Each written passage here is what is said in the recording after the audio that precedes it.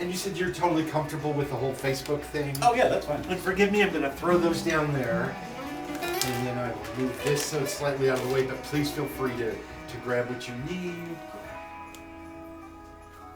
50 seconds there. And then we'll have like about a minute or two after that, so don't worry. And I always say something dumb like mics are hot to let people know. Yeah. There's nothing weirder than radio chat. Right.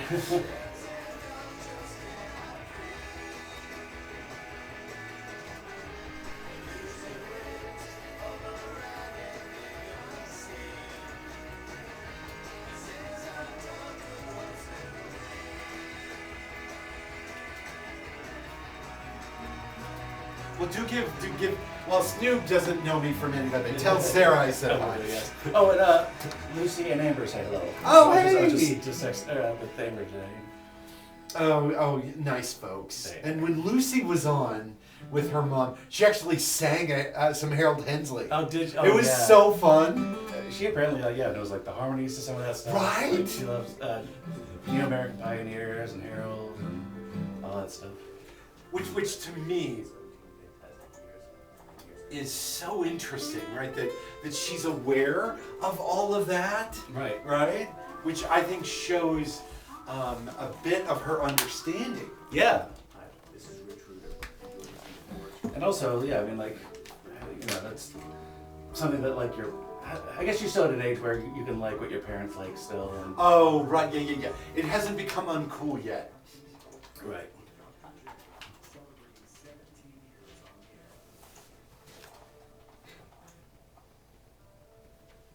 And then we'll let it do its thing here.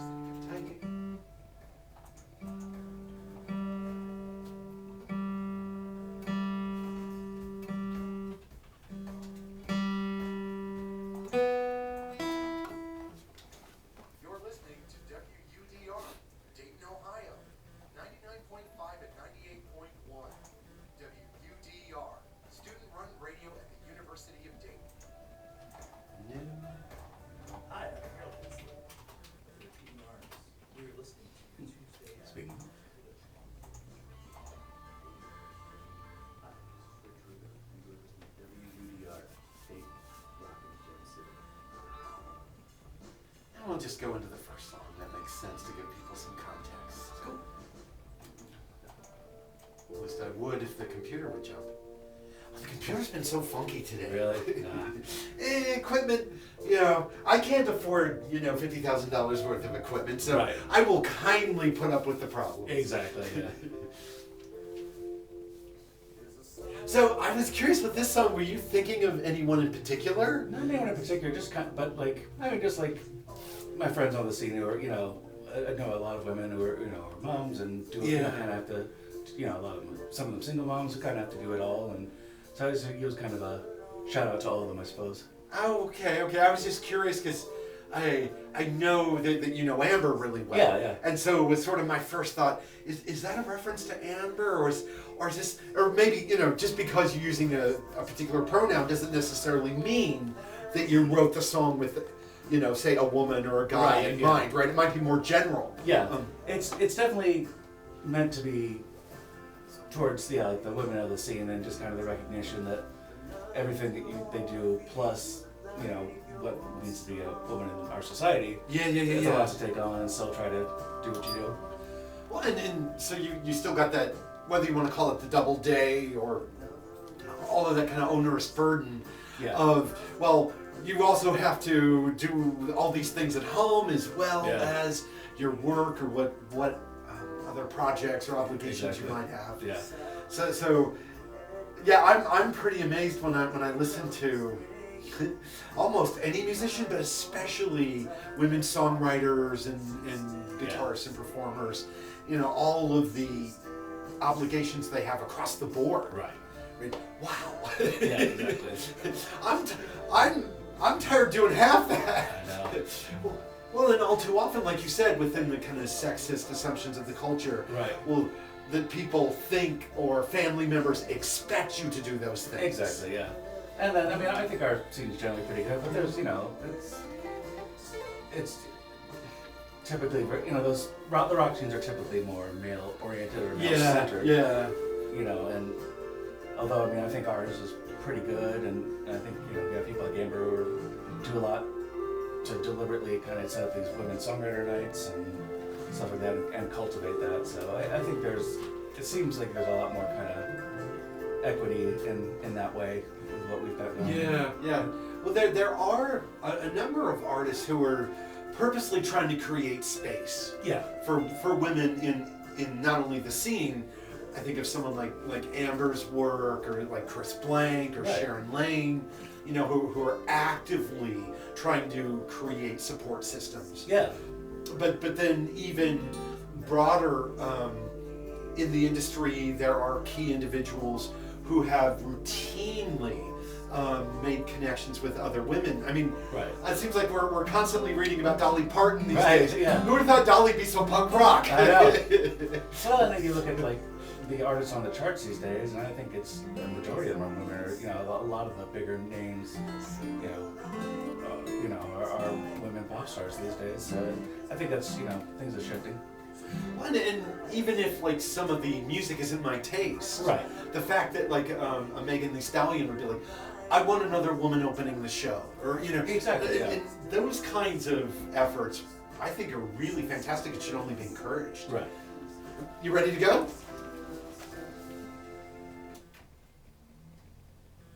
Rich Reuter here on your Tuesday afternoon alternative. Thank you so much for joining me, everyone. How are you doing today?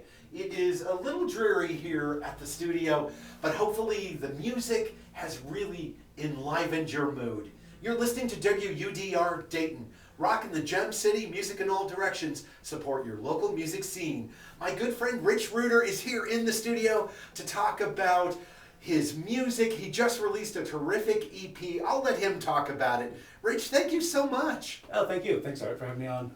Really appreciate you taking time out of your day. Oh, glad to be here. It's even this many years on, it's always a thrill to be on the radio. I always enjoy it. Well, I really appreciate it, and I also greatly appreciate your music. I have loved a whole host of your songs. I probably played Hey There Misery to death. But songs like Mean, Annette Roulette, the new stuff, Ain't No Loving God, right? The new stuff has a real passion behind it. Do you think that's fair? I do, yeah. And the EP that you're referencing, called Endless Parade, it's a bit of probably an outlier from what I normally do. But it was just a collection of songs that came together as a reaction of what's been happening over these last few years, and I just felt compelled to put them together into a kind of a single statement. And so I took some time late last year and early this year and recorded almost everything except for the drums, which were done at Real Love Recording with Patrick Himes, played by Kyle Sweeney of Salvador Ross and Nicholas Johnson and many others. But the rest of it was done at my house in my studio. And yeah, this is kind of my first go at my own release. That wasn't just a single. My own kind of collection of putting something out. And but yeah, it kind of just addresses some of the feelings that I've had about the events of the last few years and my perception of how our country is, and how certain how people have the beliefs that people, I guess, held that I didn't that I don't understand and didn't kind of realize they did. And so it's kind of I guess it's just kind of a reflection on my feelings at the moment. Oh, but with a song like Ain't No Loving God, it didn't feel preachy to me. It didn't feel like you were... There's a clear message. Yeah. That wasn't lost on me. Yeah. There's some clear ideas in it, but it's not simply a statement against one person as it is, I think, a statement about some of the challenges in kind of socio-political culture? Sure, yeah. I mean, it also kind of is. Well, I'll let you make that. It also very much is. It's just the idea of, how do you back a leader whose actions and morals are very much out of step with the principles and morals that you perhaps espouse. Yeah. And obviously, no politician is a great representation of a lot of ideals, but I think the former president in particular, the disconnect between the people who go to church and then could vote for someone like that who's pretty far away from teachings as you can get in my estimation. So it's just trying to understand the chasm between the two in my mind. Was writing this song a process for you of trying to understand that? I think so, yeah. I think what kind of, yeah, I think so. I was just trying to fill out the verses. It kind of reflected on the different aspects of that. And the other thing that, if you listen to the song, the last line of each set of verses is a reference to a Bible verse. Mm-hmm. It kind of reflects on, what the verse is about. My friend Mike Bankhead actually comes in and does some gospel preacher vocals on that, which was really a really great idea on his part. It kind of just reinforces, where those words are coming from. So again, it's just really to ask that kind of question and pose that idea, like, how do you reconcile, those two, what I consider to be opposites.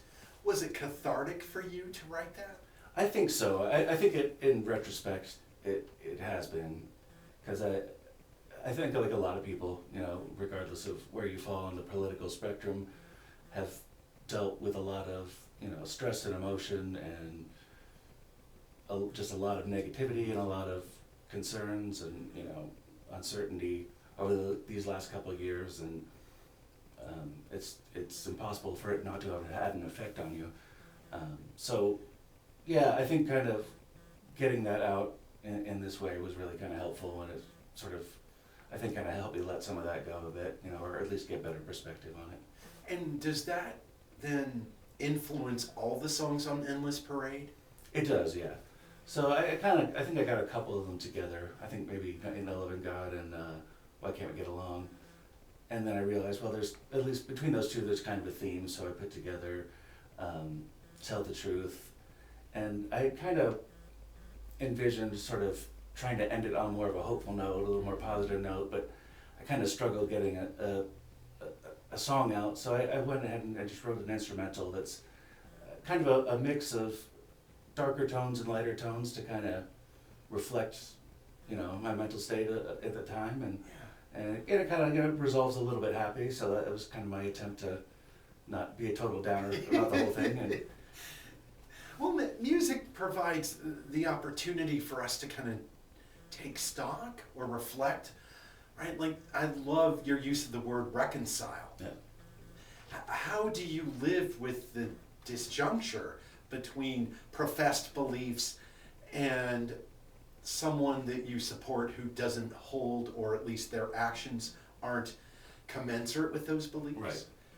Especially if it's someone, that you might view as doing active harm, and that's when it becomes really difficult is, for someone who's doing active harm, how do you root for that? How do you back that? How do you justify it?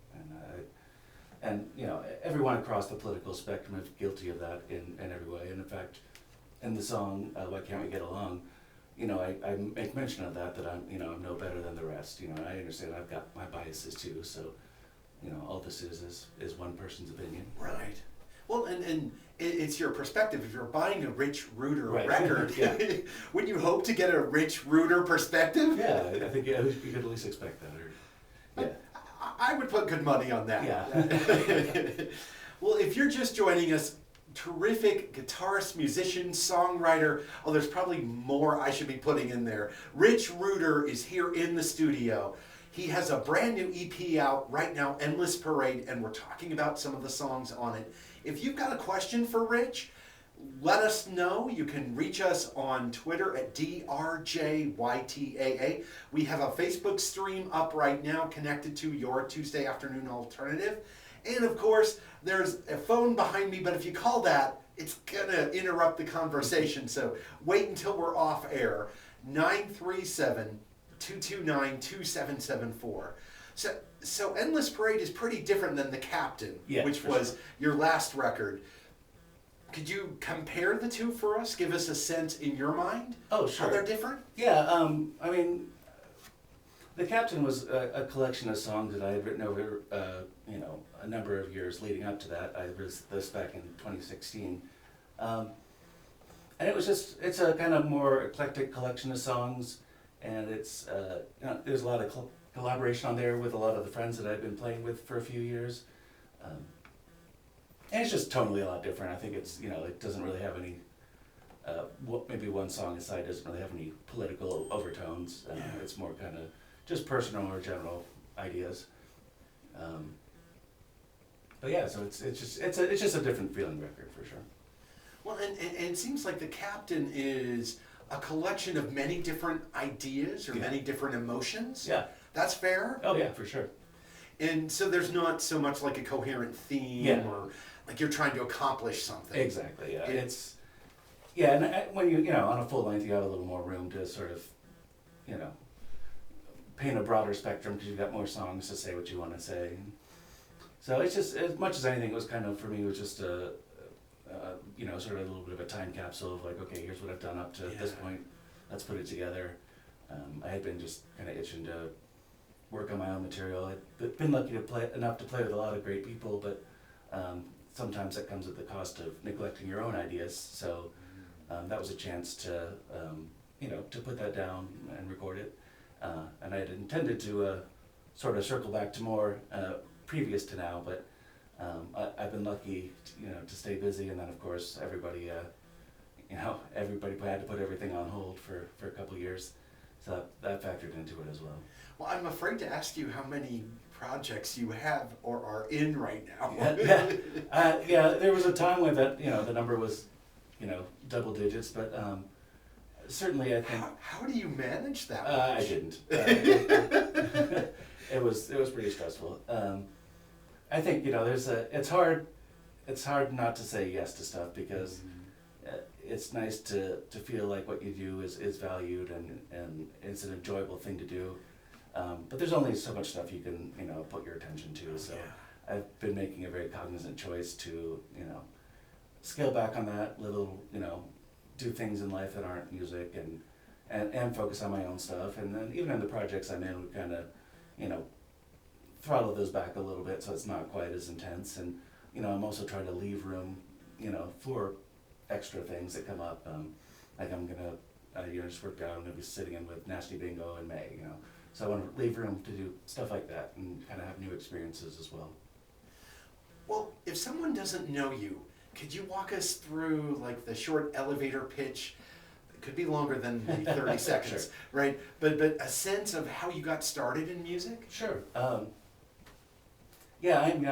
grew up kind of listening to, classic rocks, especially the Beatles and Paul McCartney from my dad, and then, a combination of that and listening to the radio, just really became passionate about music.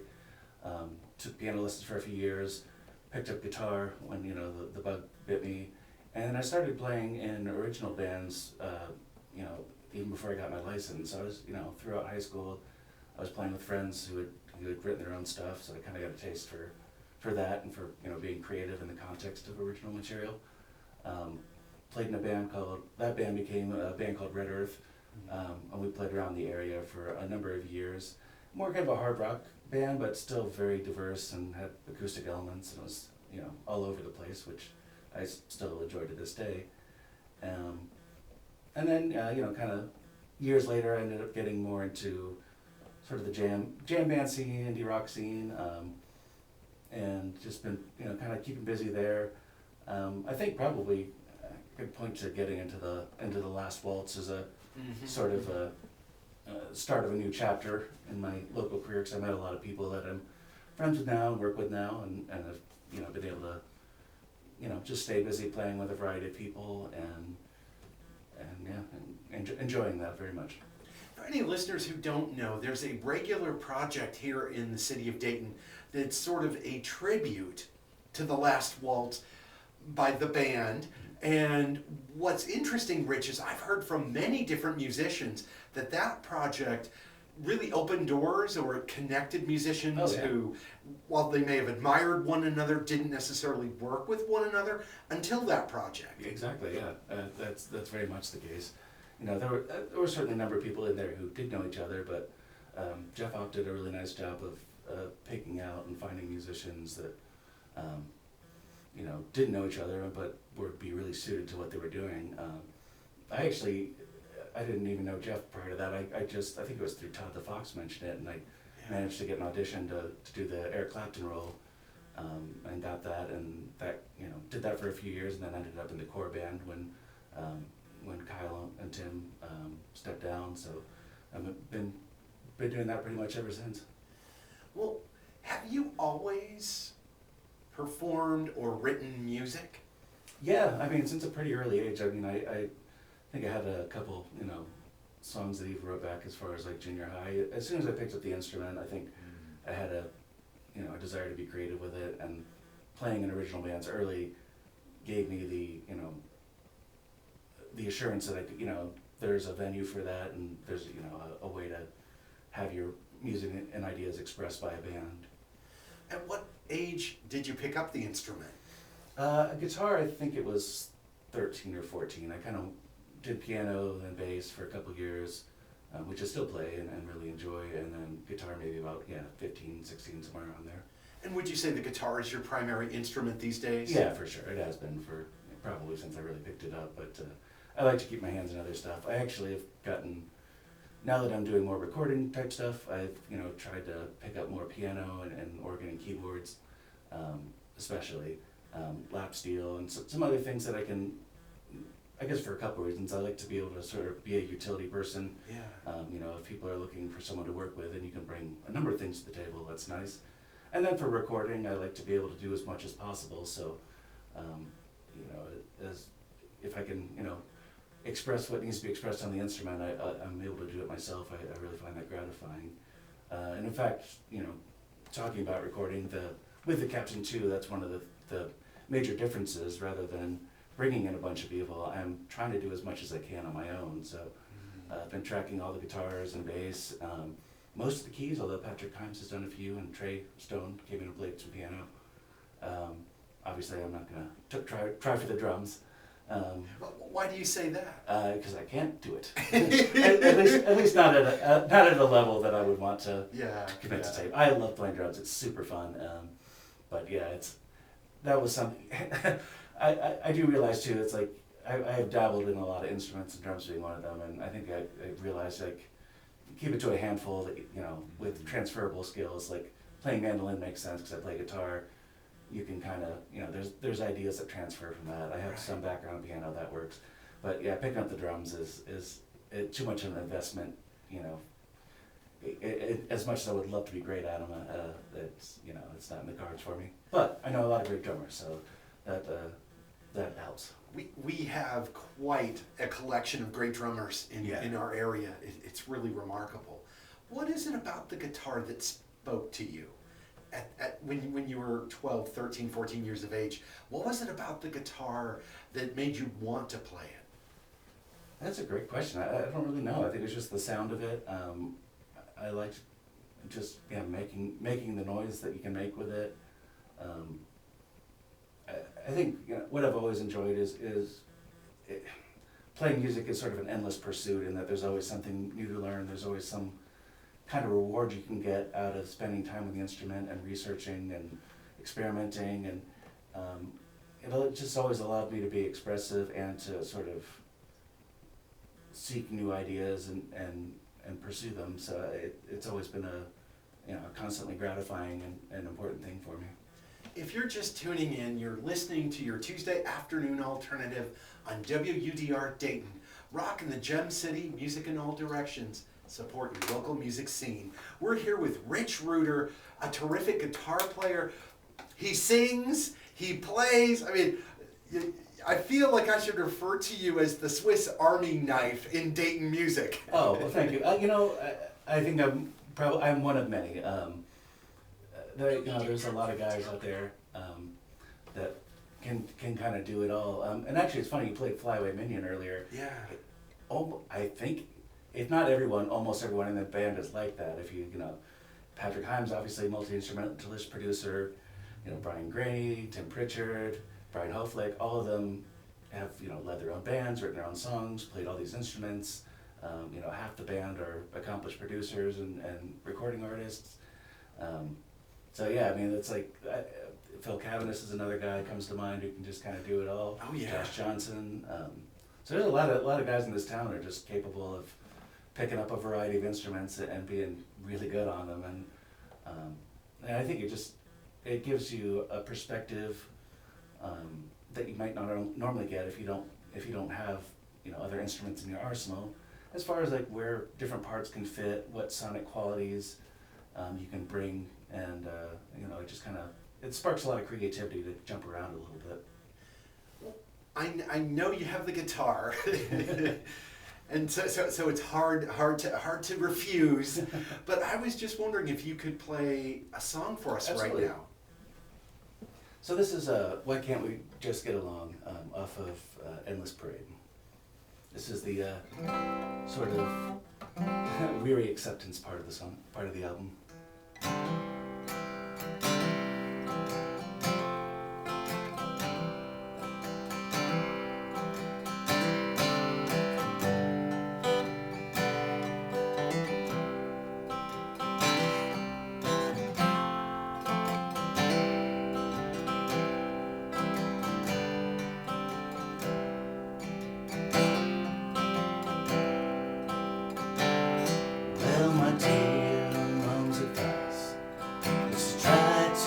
Be nice, you always have a good thing to say. But I've lived too long, and I'm not that strong. The facade is crumbling away.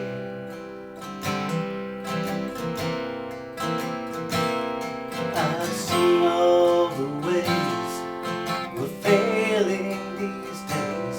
I sit here just singing this song, like the one guy said when they kicked him in the head. Why can't he just get along?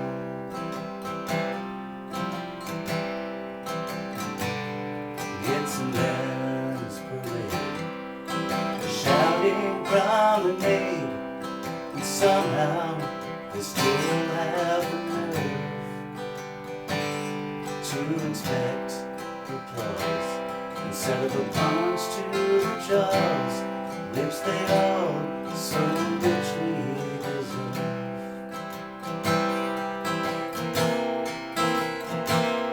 There's no sense of grace, no real safe space to stay away from the madness going on.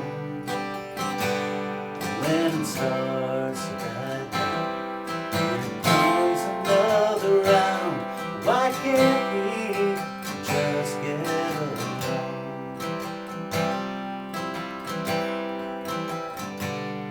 Well, I feel so worn down, my body's giving out from carrying my axes of grind. 'Cause when I'm put to the test, I'm no better than the rest. I need mine, I need mine, I need mine.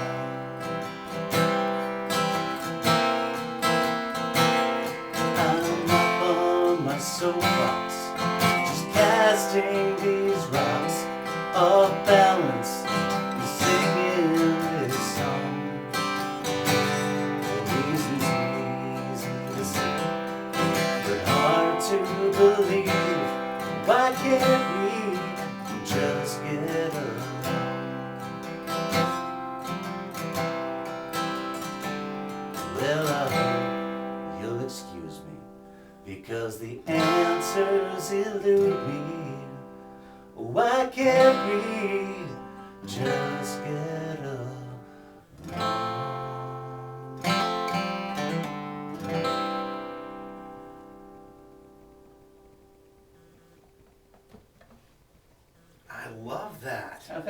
So were you working on the Captain 2 before working on the EP, or did they just follow in order? They just followed in order. Kind of like the first one, that, this is, I've had, the 6 years in between now and the Captain 1 to amass some more songs. So, about 75% of them are ones I knew from in that time period. And then 2 or 3 are really new ones that I don't think anyone's heard yet. Including myself on one of them. I still need to finish it. But, so yeah, it's been a long time brewing. So the good thing about that is, like, the recording process has gone really, really well. Just because, one, working with Patrick and then having Josh Johnson and Eric Reithley come in and play, like, they knocked it out. It was funny, they came in and knocked out these drum tracks so quickly. I was like, I didn't really plan anything for the rest of the day. So I was been able to get a lot more done than I would have thought, just because it's gone so smoothly, and Patrick Hines is so great to work with. And I took the time to, in my studio, to kind of do some rough demos, so I worked out a lot of the ideas in advance and could just kind of focus on a good performance and getting some good sounds out of Patrick's really cool vintage gear. Well, and I have to ask, you appear to be doing quite a bit of producing. Mm-hmm. You worked on Nicholas Johnson's record. Yeah. You did a remix for Mike Bankhead. It seems, is it fair to say, like, you're trying to build your skill sets, in not just in terms of playing guitar and singing, and you have a lovely texture to your voice, by the way. I'm curious if you're purposely trying to push yourself, right? Trying to do more. Yeah. I mean, I think it just, I've always had an interest in the recording part of it, and, done albums along the way, and experimented, with some home recording stuff here and there. But the pandemic really offered me an opportunity to do a lot more. With Nick's record, he's a guy I worked with a few years back, and he's done some albums with Patrick, and he had this collection of songs that he really liked, but didn't turn out the way he wanted. It was 10 years ago. It was his first kind of recording, the producer's first recording.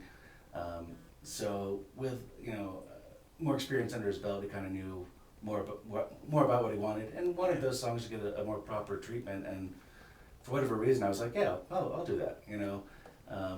Because I think I'd just been kind of getting back into home recording, and so I took that as an opportunity to really try and learn the craft as best as I could, and and that was a great chance for me to really, be in the driver's seat for an album as a producer and engineer, and then learn to mix, learn to master, and I think it came out really well, given it my first time, But I do have the benefit of a fair amount of experience, and then also being around people who are willing to share their information, and let me kind of pay attention and ask questions during recording to understand things a little better. So, having done that, I was definitely really encouraged to want to do more of my own stuff, and it's great to have the freedom to do it sort of when you want to and how you want to, and kind of like going back to what I said earlier about playing guitar, in that it's another facet of music and expression where there's always something to learn, and it's just really gratifying to find the best ways to improve a song through the sonics, through the arrangements. It's another vector to approach the art, and it's really helped me as a musician as well, just to sort of think more in terms of being a producer, and how certain things should sound, and maybe how parts should be played, how you fit things together in a band. It's a really great perspective for that kind of stuff. Well, I think it's a phenomenal record. Oh, thank you. It sounds great. What's interesting to me is that the songs flow really well together. Yeah. But like Nashville is totally different than Come Around, or gosh, was it Lonely Girl, yeah. Sinner? Yeah. Sinner doesn't sound like any other song, or the Supernatural song, right? Yeah. Right? There's atmospherics in Supernatural. I'm like, okay, that fits so perfectly with the whole sentiment. Was that something that you and Nick kind of worked together? Okay, this one's more a straightforward rocker. This one's a little more kind of introspective, like think about Come Around versus Sinner. Yeah, for sure. It was definitely some discussions, but also he was really good about just being like, well, here's the demos, here's the original stuff, see what you come up with. Yeah. There were some things, certainly like Supernatural, where that was like the idea to kind of do it. It was like a straightforward rock song, but he kind of had the idea to put it more of a bluegrass kind of context. Actually, I think he specifically mentioned, deliberately ripping off like the Repeating Arms kind of feel to it. as an homage, of course. Nick's friends with all those guys, and but yeah. So some of it was discussion. Some of it was really just me taking the song in a direction. Or for something like Nashville, where it's like I know you wanted it to be a rocker, and so I kind of came up with that riff, and it was just great to kind of have that freedom, and he's was really encouraging of that, and I think it that really made it a lot of fun. Like my favorite thing on there is I'm a Ghost, which is got kind of like a Laurel Canyon type sound, and it's really produced. Got some strings in there, got a little choir in the background. So that was like a really, really fun one as a producer to layer in, and it's got a great vibe, and I really love the song. So that's kind of the one that I'll definitely have on my resume out of all of them. But I'm pleased with the whole thing. It turned out well. Night Ride for me, is just such a great song. How did that come to sound the way that it does? That was kind of, I think, me driving that one, because it was, again, more of a straightforward rock song with like acoustic guitar driven. Yeah. And for whatever reason, I was like, I hear 80s like pop. I want this to be like a song that could have gone on like the Miami Vice soundtrack. There you go. And I even kind of, some of the elements, it was even synthier in some of the earlier stages than what it ended up being. But yeah, like there's that great, Mike Bizik came in and played sax on it, and there's a great break that he takes. And, so yeah, it was kind of just like, having that kind of vision in your head of someone, driving around in a Camaro on the streets on the mean streets of Cincinnati in the evening, and or whatever. But just had kind of like a nighttime vibe to it, 80s kind of feel, and it went to a really cool place, and I really enjoyed how that turned out. It absolutely does. So we're gonna play that, give Rich a chance to take a drink of water. We'll be back in a few minutes. But this is Nicholas Johnson's Night Ride from his terrific album Back Upstate that my guest Rich Reuter produced and really, really came up with the feel for this particular song.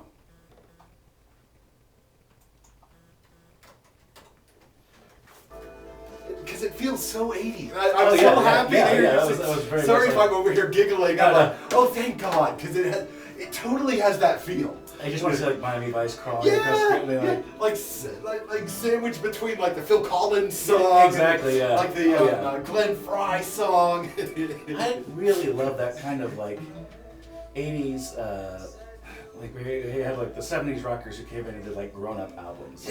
Don Henley's first two albums. Oh, are great records. Phil Collins' stuff, like Sting, like all that, like just the kind of really produced stuff. But still has like really great songwriting behind it, with like these great studio musicians in it, and some of the Eric Clapton stuff from that era isn't great, but there's one Pretender is an album I really love, or Journeyman rather. Okay. It's a really great collection of songs, and so yeah, there's something. And I find it really. I don't know if you listen at all like the new John Mayer album, but like I have. Yeah. Mine's that same sort of thing. I was like, all right, let somebody tapping into that. The band Los Colones I really like did that same thing with their album. Yes. Well, and there's just stellar vocals on this record. First of all, Nick sounds great. Oh yeah. Okay. And I've liked his voice for a while. Yeah. But you've got like Amber on Sinner, Sarah sings on this, and a couple others. Yeah, Chris Blank's all over. She's doing a lot of heavy lifting on the background vocals. And there is just a really good vocal sound. Oh yeah. Was that something that you were really working on? Or did it just kind of fell in? I certainly there was a lot of trial and error, and I eventually kind of landed on. I think we ended up redoing a number of them because I got a better mic, and I was like, oh, we have to let's use this. Yeah, but a lot of it was just having really good singers too. Yeah. But yeah, there's a lot of experiment experimenting with how they're EQ'd, compressed, and what effects, and you know. Well, I mean, and these are all great singers too. Yeah, I mean, exactly. and Nick has a really great gravity to his voice. You know, I mean, I remember chatting with him and buying the record, and just like his spoken voice has power to it. Yeah, for sure. And you know, maybe that's something of a lot of really good singers, that their voice is a powerful instrument unto its own. Exactly. Yeah. Yeah, and there are some things you just can't teach, and I think that's one of them. Yeah, maybe. Like, you can train, but like some people, just naturally have a sonorous voice that has a certain. And there's so many great singers in Dayton, right? Really are, yeah. Between, you mentioned Chris, I think Sarah's got a lovely voice. Yeah. Amber's got an amazing voice. Heather Redman. They did that, the Mardi Gras show where they had. Oh, yeah. It was Chris, Amber, Heather, and Sam King. Oh, and Sam's got she's oh my Lord. But just sitting next to them while they're doing their harmonies, like in rehearsal, and I was just like, oh. Oh, you got the goosebumps. Yeah, it was so great. And they killed it at performance too, but yeah. Well, and Sam, she did some like yourself. She was kind enough to do something live for us. I'm like, wow. Yeah. What a great voice you have. Yeah. And it's funny, someone like Amber, for example, sang in church. Yeah. She sang in a way her whole life. Exactly. Yeah. And it's funny how so many great singers either did that or didn't do that. But it's not necessarily like an indictment if they didn't do that. No. Because they can still have an incredibly powerful voice, even by coming to that approach later.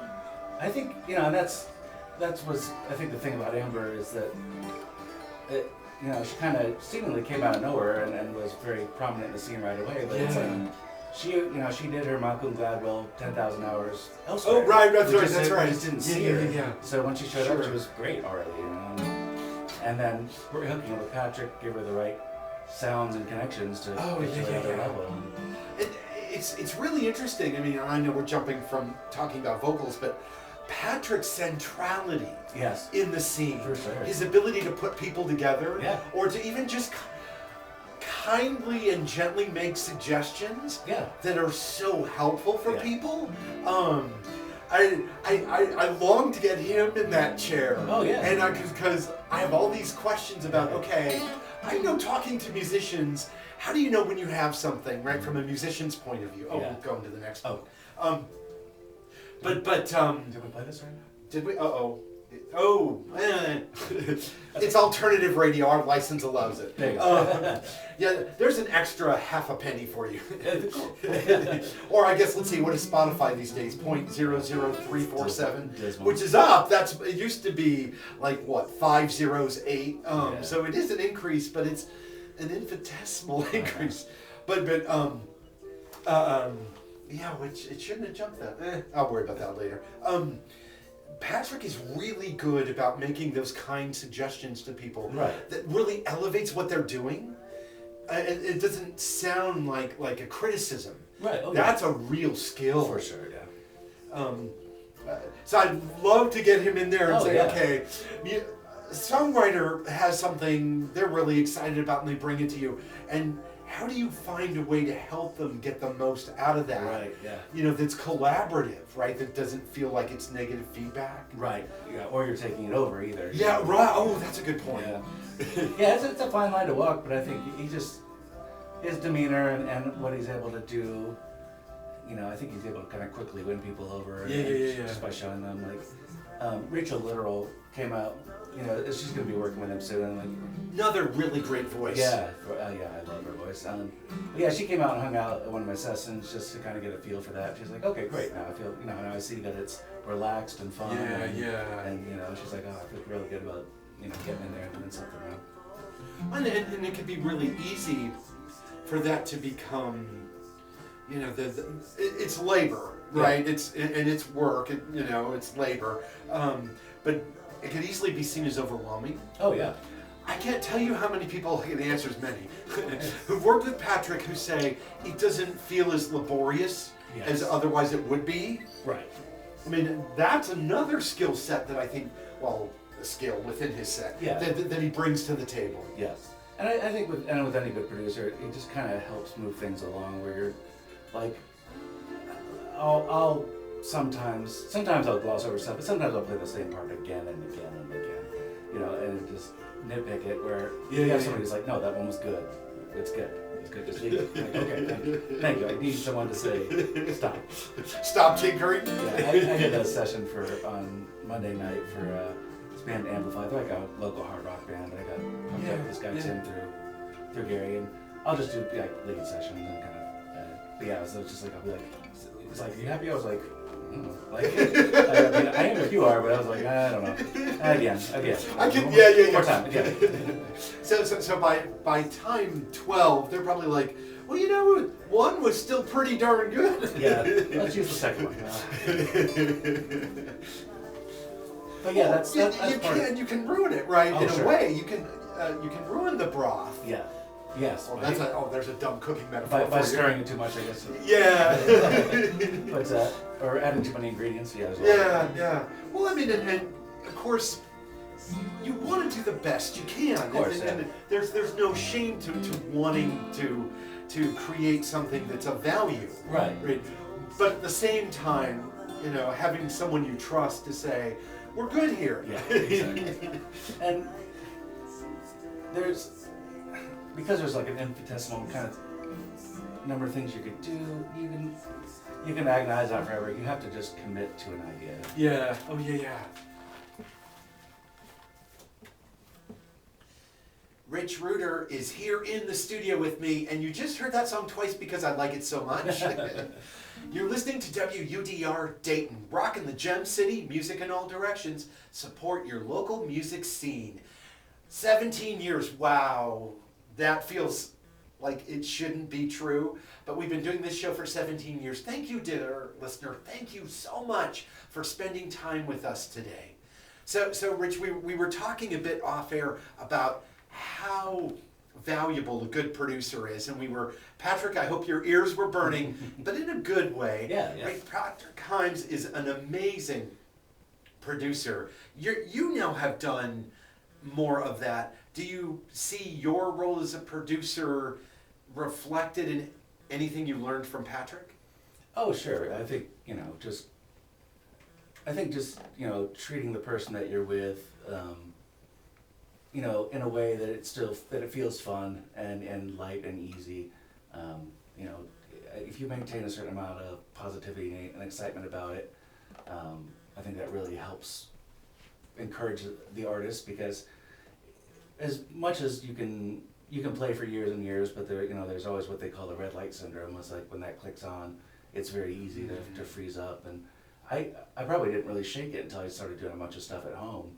Oh, really? Yeah, I mean, I know, when I did The Captain, it was much harder to relax for a take, and not for anything that Patrick was doing. It was just inexperience. So that's something you have to help guide people with, and then just kind of helping shape the ideas in a way that it's still driving towards what an artist wants or what they don't know they want. Is a interesting balance, and then as we were kind of saying before, just helping decide on what's a good take, what they should feel good about, even if they have some doubts, and or what's going to sound right. There's a lot of science and art in choosing the right sounds to fit together in a way that they're gonna, and the right parts that they're gonna create a whole that's not too busy and is right to support the song. So there's a lot to consider and a lot to learn, and it's nice to be able to hang out with Patrick and do that. And even recently, as we were recording together, it's kind of nice to share that role with him and work on stuff together. Well, do you think we could get another song from you? Oh, sure, absolutely. So this is going to be one that's going to be on The Captain too. It's called Not the Worst Thing.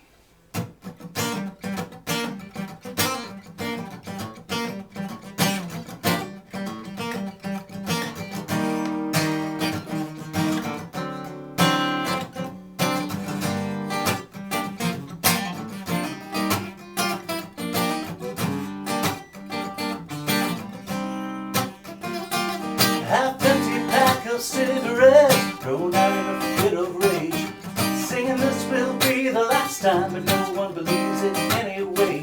And I picture that so many times, I don't know what it means to feel safe.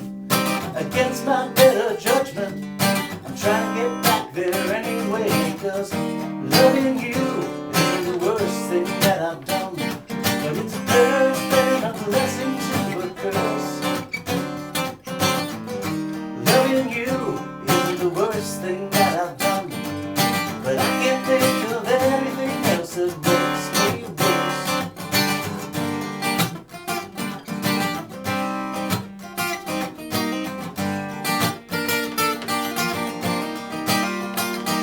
You got your wicked ways and your sultry moves, I'm deep under your spell. Feel like I'm up in heaven, in the lowest rings of hell. And that's the best trick you ever pulled, the one you know so well. I might figure out a way out of here, if I do I'll never tell. Loving you is the worst thing that I've done, but it's a curse and a blessing to a curse. Loving you is the worst thing that I've done, but I can't think of anything else that makes me worse.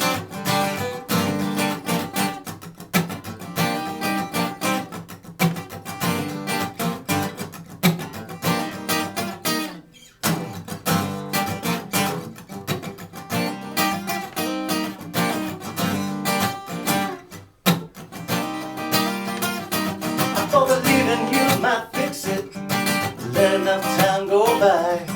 Sick and tired of all those lows, but I crave your sweet, sweet eyes. If I can salvage my dignity, scrape up what's left of my pride, I found myself a more stable lover, one who doesn't tear me up inside. Loving you isn't the worst thing that I've done, but it's a curse and a blessing to a curse. Loving you isn't the worst thing that I've done, but I can't think of anything else that makes me worse. Loving you isn't the worst thing that I've done. Got a mountain of regret, but it's been a lot of fun. Loving you isn't the worst thing that I've done, but letting you in again and again might be number one.